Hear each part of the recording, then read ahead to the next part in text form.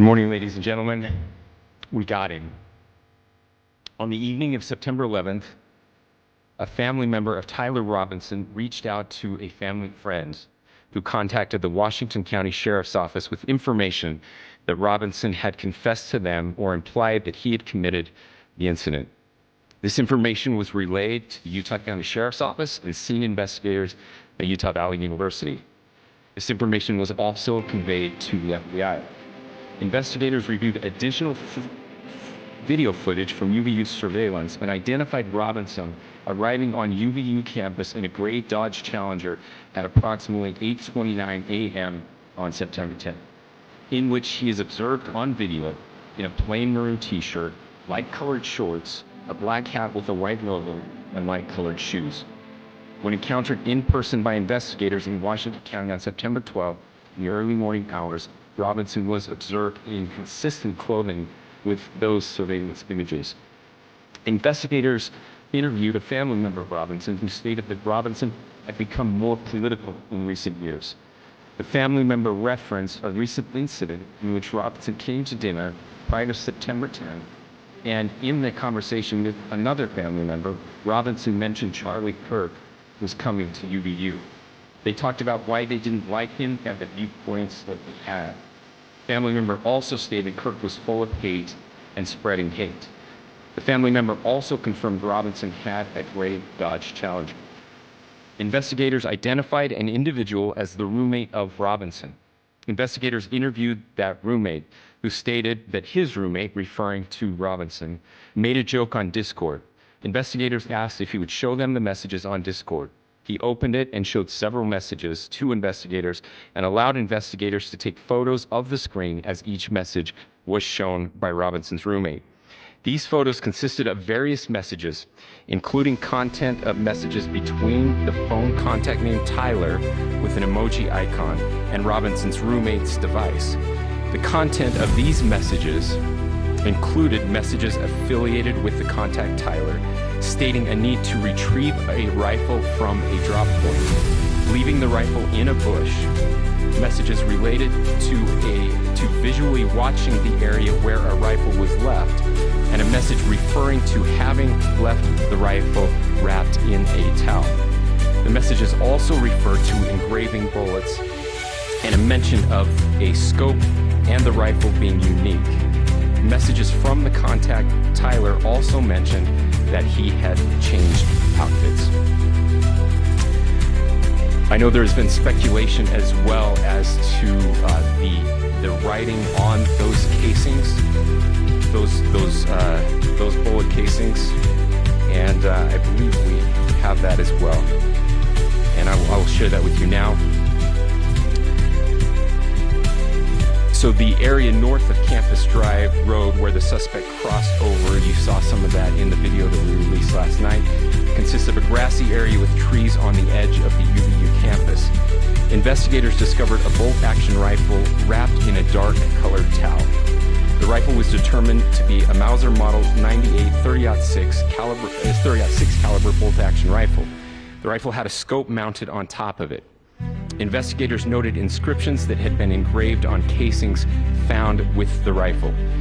Inscriptions on a fired casing read, "Notices, bulges, capital OWO, what's this?" ? Inscriptions on the 3 unfired casings read, "Hey fascist, !" catch, ! Catch, ! Up arrow symbol, right arrow, and symbol, and 3 down arrow symbols.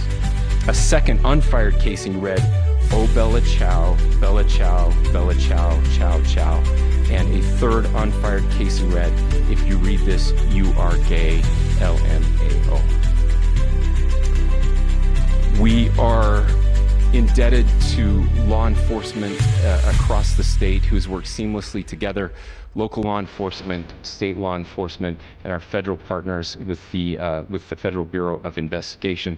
We're grateful for everyone who worked together in such a short amount of time to find this person and to bring justice.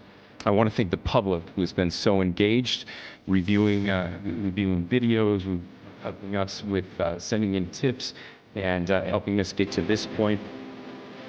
I want to thank the family members of Tyler Robinson who did the right thing in this case and were able to bring him into to law enforcement as well.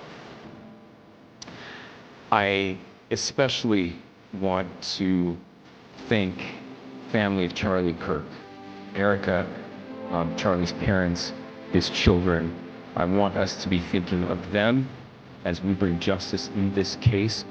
They will be involved in that justice. We will be working very closely with them as we move through this process as well. This is a very sad day for our country, a terrible day for the state of Utah. But I'm grateful that at this moment we have an opportunity to bring closure to this very dark chapter in our nation's history. With that, I will now turn the microphone over to the Director of the FBI.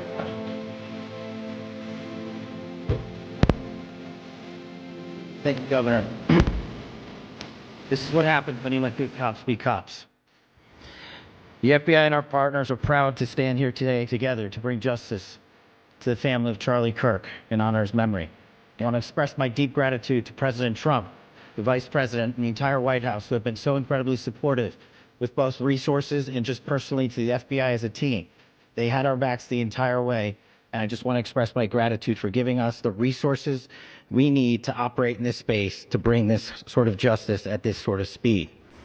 In 33 hours, we have made historic progress for Charlie. Governor Cox, our partnership has been absolutely incredible these last few days. Our partnership will endure.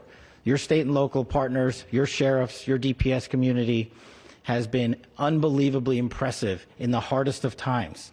And a case like this cannot be solved, cannot be brought without partnering with your state and local authorities. The FBI has a certain role to play, and we will play that role, and we will lead out for the federal government. But Governor Cox, we are so grateful for your state partnership that led out on this investigation. A little bit of the timeline. Charlie was shot at 12:23 p.m. on Wednesday. The first FBI agents arrived on scene in 16 minutes with chiefs of police at 12:39 and secured the scene. The FBI immediately launched fixed-wing assets. We utilized these assets to transport personnel, specialty technicians, hostage rescue teams.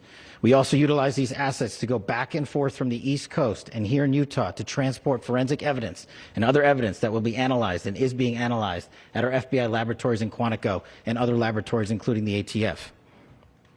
At my direction, the FBI released the first set of FBI photos of the suspect at 10 a.m. local time on 9/11. Then, shortly thereafter, the FBI reward of $100,000 was released at 10:45 a.m. local. Myself and Deputy Director Bongino arrived on the scene at approximately 5:30 p.m. on 9/11. The governor led a press conference last night at approximately 8 p.m., where at my direction, the FBI released a never-before-seen video of the suspect. We also released new images to the public of the suspect. And just last night, the suspect was taken into custody at 10 p.m. local time. In less than 36 hours, 33 to be precise, thanks to the full weight of the federal government and leading out with the partners here in the state of Utah and Governor Cox, the suspect was apprehended in a historic time period. And I want to highlight what Governor Cox said. This would not have been possible without you, the media, and you, the public. That's why we went so public, so fast, and we're so transparent, and we're committed to that transparency. The crime scene, just a little bit there. It is a large crime scene. State and local authorities, along with federal authorities, processed that crime scene quickly. And I even had the ability to walk through that crime scene and walk through the steps the suspect took to learn more about what was needed and what resources we needed to bear to create a full picture for the FBI and leadership back in Washington. Furthermore, thankfully to state and local partners, forensic evidence has been seized and continues to be garnered. Forensic evidence has already been evaluated at FBI laboratories in Quantico and state and local authorities here. We will continue to process evidence as we see it, as we collect it, and we will continue to deliver to Governor Cox and his team. Last night, we had a total of approximately 7,000 leads. As of this morning, thanks to your great work, we have over 11,000 leads that were called in to the FBI. And we are running out every single lead that we can. Every one of those leads will be run out. The arrest is a testament to the dedication of good law enforcement being great, and partnerships in law enforcement, which I've tried to highlight as my tenure as the director of the FBI. There is no better relationship for law enforcement than the FBI to partner with state and local authorities, and you've seen it here in these last few days. The FBI Salt Lake Field Office, along with our offices in LA, Phoenix, Denver, San Antonio, Las Vegas, Pittsburgh, Buffalo, our headquarters component in Quantico, all participate in the FBI. I want to express my deep gratitude to the employees of the FBI, the men and women, the evidence response team tacticians, the special operators, the agents, the support staff. You have done monumental work in historic time when the public, who had a right to demand such an expeditious solving of an investigation, the FBI answered that call diligently, critically important to our nation, and we delivered. And I'm proud to be their leader, and I'm proud to be the director of the FBI. This is very much an ongoing investigation, as the governor said, and we will continue to work with state and local authorities to develop the investigation, to provide them the evidence they need for their ongoing prosecutions, and we will be here to answer every call they absolutely have, as long as it takes, for as long as we need to find and apprehend whatever suspects were involved in this crime. Lastly, to my friend Charlie Kirk, rest now, brother. We have the watch, and I'll see you in Valhalla.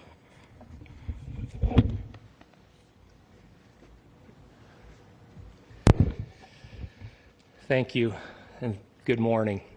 I would just like to take a few minutes as the sheriff to express my gratitude for everybody who has played a part in this investigation. As you know, it's been a vast, a complicated, and a very, very fast-paced investigation. You're looking at people standing up here who are running on, if they got an hour's sleep in the last couple of days, they're probably lucky. It has been very taxing. It has been so impressive, speaking on behalf of the local law enforcement, to see the cooperation that we've seen in this type of case. Across the state, sheriffs, chiefs, our state partners have stepped up and have come to the call on anything that we needed. Our county chiefs have been phenomenal. Our Utah County Attorney, Jeff Gray, who's standing up here with us, has been phenomenal in leading us through this investigation.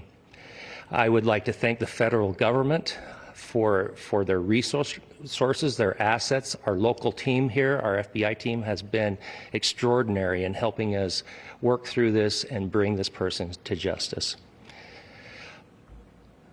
Most of all, I would like to thank the public, and specifically, I would like to thank the public who turned to prayers and who turned to positiveness for us.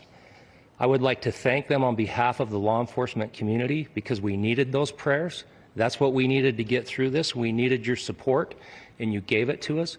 We needed your patience, and you gave it to us.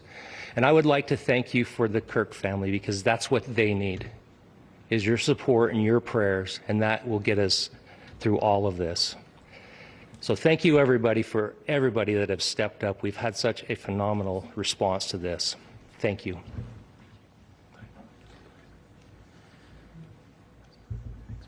I also want to give a special thanks to the Attorney General and the Department of Justice. Their unwavering support and their commitment to justice is shown true here. And without AG Bondi and Deputy Attorney General Todd Blanche and the resources they brought to bear, we would not have been able to complete our mission. And I just want to say special thanks. It's an honor to be a part of the Department of Justice. Thank you again to our incredible law enforcement team who has worked so hard. Sheriff, I got a solid 90 minutes last night, so I'm probably the most well-rested person up here. Ladies and gentlemen, I get the microphone, so I hope you'll permit me a moment just to share a few more thoughts about where we are and how we got here, and maybe a little bit of where we go from here. I don't want to get too preachy, but I think it's important that we, with eyes wide open, understand what's happening in our country today. I've heard people say, well, why are we so invested in this? There's violence happening all across our country, and violence is tragic everywhere. And every life taken is a child of God who deserves our love and respect and dignity. This is certainly about the tragic death, political assassination of Charlie Kirk. But it is also much bigger than an attack on an individual. It is an attack on all of us. It is an attack on the American experiment. It is an attack on our ideals. This cuts to the very foundation of who we are, of who we have been, and who we could be in better times.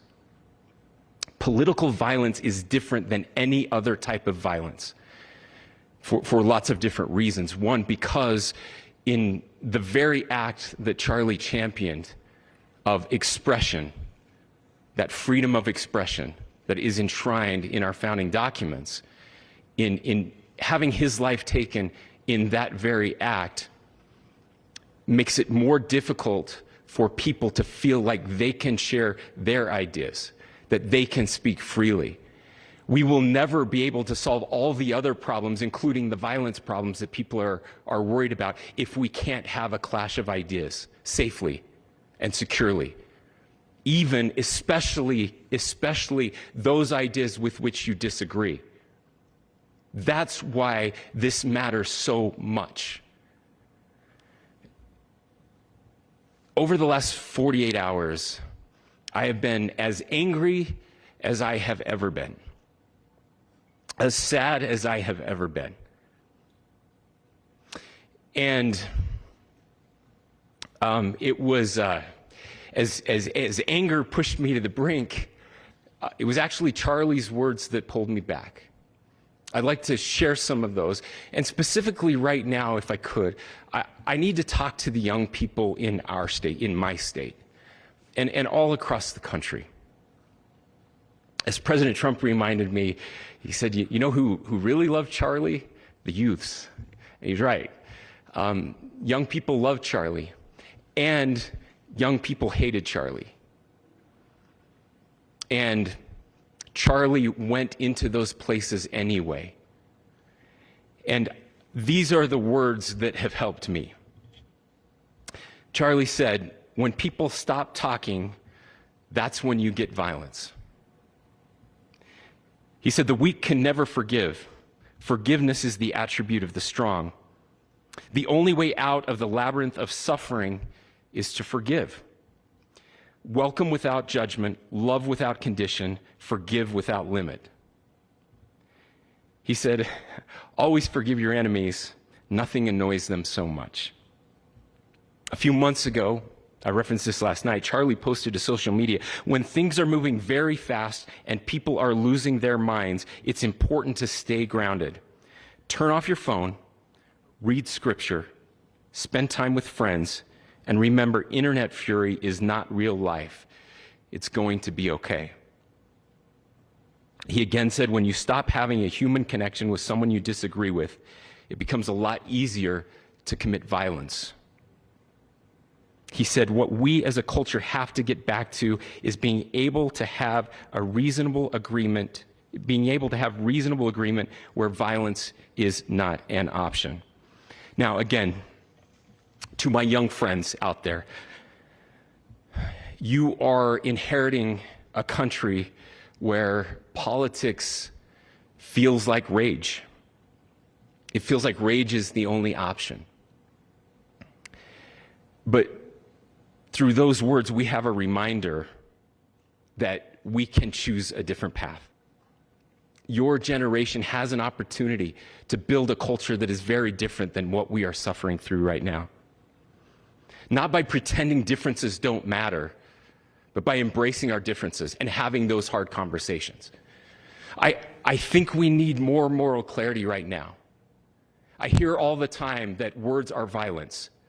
Words are not violence. Violence is violence.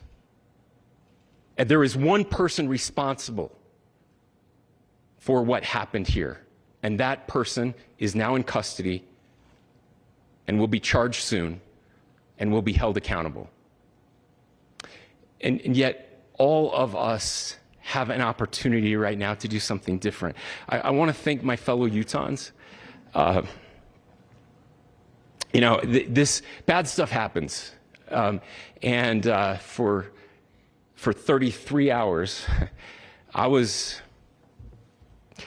praying that if this had to happen here, that it wouldn't be one of us, that somebody drove from another state, somebody came from another country. Sadly, that prayer was not answered the way I had hoped for, just because I thought it would make it easier on us if we could just say, hey, we don't do that here. And indeed, Utah is a special place. We lead the nation in charitable giving. We lead the nation in service every year. But it did happen here. And it was one of us. But I want you to look at how Utahns reacted the last 2 nights. There was no rioting. There was no looting. There were no cars set on fire. There was no violence. There were vigils and prayers and people coming together to share the humanity. And that, ladies and gentlemen, I believe is the answer to this. We can return violence with violence. We can return hate with hate. And that's the problem with political violence, is it metastasizes. Because we can always point the finger at the other side. And at some point, we have to find an off-ramp, or it's going to get much, much worse. But see, these are choices that we can make. History will dictate if this is a turning point for our country. But every single one of us gets to choose right now if this is a turning point for us. We get to make decisions. We have our agency. And I desperately call on every American, Republican, Democrat, liberal, progressive, conservative, MAGA, all of us to please, please, please follow what Charlie taught me. I'll just conclude with words I share often from a friend and author, Yuval Levin, who was asked if he was optimistic about our country. And he said, I'm not optimistic. He said, I hate optimism. Like, that sounds bad. But he said, optimism is a vice. It's this idea that good things are just going to happen. And he said, in the history of the world, good things have never just happened. He says, I'm not optimistic, but I am hopeful. And hope is the virtue that sits between the vices of optimism and pessimism. Hope is the idea that good things are going to happen because we can make them so. I still believe in our country. And I know Charlie Kirk believed in our country. I still believe that there is more good among us than evil. And I still believe that we can change the course of history. I'm hopeful because Americans can make it so. Ladies and gentlemen, we're happy to answer any questions you might have. Please speak to whether the suspect is speaking with authorities and his demeanor, Tyler Robinson, when he turned himself in. I cannot speak to that right now. Governor, how do you interpret the engravings on casing? Well, I will leave that up to you to interpret what those engravings mean. I think the clearest one that says "catch fascist," there's not, and by the way, that's like catch like a ball, catch this. That's I think that speaks for itself. Governor, you indicated that he had been communicating. Please. Talk about this level of hatred that this person expressed. Beyond beyond that, is there anything in your view that you discovered that may have radicalized or changed him to prompt him to commit such a horrific? There's nothing more that we can share at this time. Governor, you indicated that he had been communicating with a friend on Discord about the gun. Do you anticipate any more arrests? We do not at this time have any information that would lead to any additional arrests. Do you believe he acted alone? Yes, but the investigation is ongoing.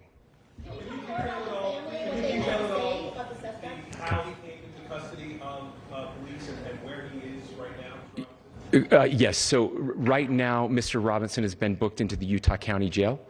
You heard the president this morning report that he was taken into custody, that his family and a friend helped to deliver him into custody of law enforcement in Washington County. For those of you that don't know where Washington County is, it is the southwesternmost part of the state of Utah. It's about a 3.5 to 4 hour drive from here, where we are right now, and that's where he lived and where they turned him in. Please, I'll go here. I can't share any more than what I've already shared. Yeah.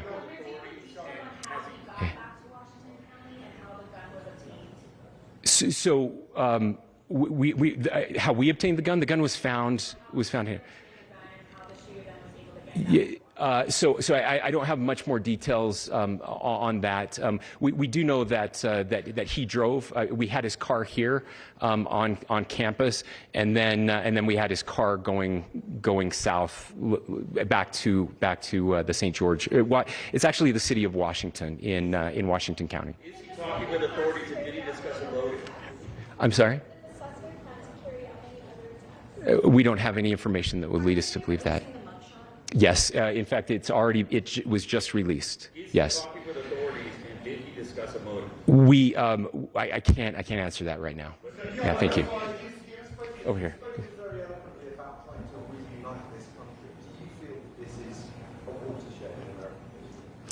I absolutely believe that this is a watershed in American history. Yes. The question is, what kind of watershed?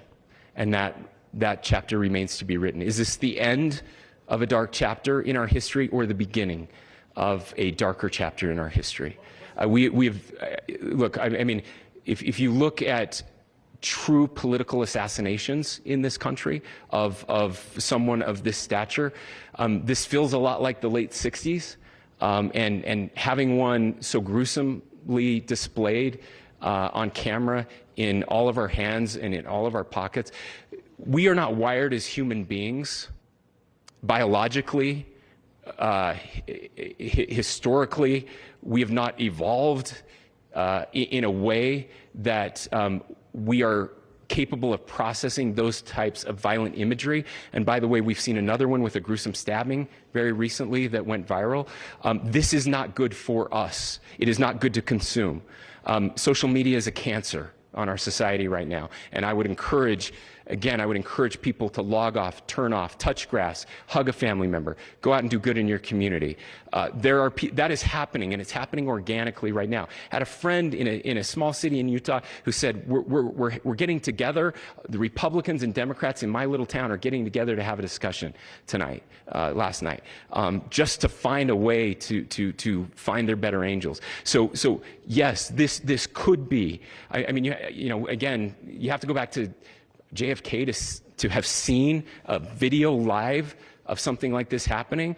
I wasn't born until 1975, but I know that things were really dark in the late 60s. Sorry to some of you. I know some of you were there. But this is our moment. Do we escalate, or do we find an off-ramp? And again, it's a choice. It's a choice, and every one of us gets to make that choice. Two more questions right here.